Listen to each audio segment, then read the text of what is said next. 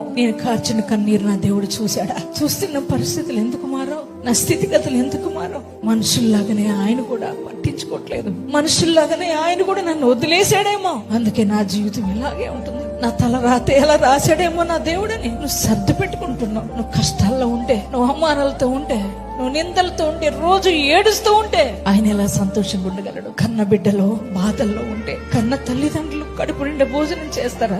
కంటి నిండా నిద్రపోతారా? ఇలా ఒక తల్లిదండ్రులే బిడ్డలలో కష్టాల్లో ఉన్నారంటే వాళ్ళే నిద్రపోరు కదా, వాళ్ళే ఏడుస్తూ ఉంటారు కదా. అటువంటిది నీ దేవుడు ఎలా మౌనంగా ఉంటాడు? నువ్వు బాధల్లో ఉంటే నీ దేవుడు ఎందుకు సంతోషిస్తాడు? ఏ సోదరి సోదరుడా, నువ్వు ఏడుస్తుంటే ఆయన కూడా బాధపడతాడు. ఆయన అంటున్నాడు, నీ కన్నీళ్ళన్నీ కూడా ఆయన బుడ్డిలో దాచి ఉంచాడు. ఆ కన్నీళ్లకు ఈ సంవత్సరం జవాబు రాబోతుంది. ఈ 2026 నీదే.